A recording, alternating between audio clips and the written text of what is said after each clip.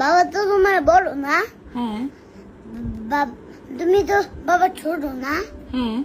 তাহলে বাবাকে তুমি অসম্মান করবে না? অসম্মান করব না? হ্যাঁ। মানে কিরকম অসম্মান? ওই যে মানে মাঝে মাঝে মধ্যে যে তুমি চিল্লাচিল্লি করো, বকাবকি করো, এটাই তো অসম্মান। এটা অসম্মান? হ্যাঁ। তা আমি যদি তোমার সাথে চিল্লাচিল্লি করি, এই যে জোরে জোরে কথা বলি, তাইলে কি বকা দেই, তাইলে তোমার ভালো লাগবে?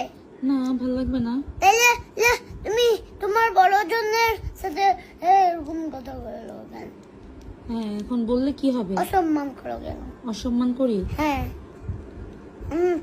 তুমি যদি বাবাকে অসম্মান করা শিখো, তাইলে তো আমিও শিখবো নাকি? তুমিও শিখবা? হ্যাঁ, বড়দেরকে দেখেই তো ছোটরা শিখে না? তা এখন তুমি কি আমাকে দেখে এটা শিখবা? চিল্লাচিল্লি অসম্মান শিখবা? আর ভালোগুলা শিখবা না? হ্যাঁ। না, তুমি ভালোগুলো শিখলে আমি ভালোগুলো শিখবো। ও, আমি ভালোগুলা শিখলে তুমিও ভালোগুলা শিখবা, তাই তো? মানে এখন আমাকে কি করতে হবে? বাবা যদি কিছু না বুঝে, তাহলে বুঝে বলবা, চিল্লাচিল্লি করবা না। তো তুমি তোমার মামাকে বুঝিয়ে বলতে পারো না যে কেন বুঝে না? হ্যাঁ, তুমি বলবা। তোমার একজন মার সাথে খারাপ আচরণ করলে তুমি বলবা। আমি বলবো বুঝিয়ে, তাও চিল্লাচিল্লি করবো না। বাবাকে আদর করে যত্ন করে যান আনছো না বলবা, আর দেখবা যে বাবা তোমার সব কথা শুনবে। তাই? বাবাও দেখবা সেরকম লক্ষ্মী হয়ে যাবে। কিরকম? এই যে আমি তোমার সাথে ঝগড়া করলে তুমি আমাকে বুঝে বলো, আর আমি থেমে যাই, এরকম। তুমি কি আমার সাথে ঝগড়া করো?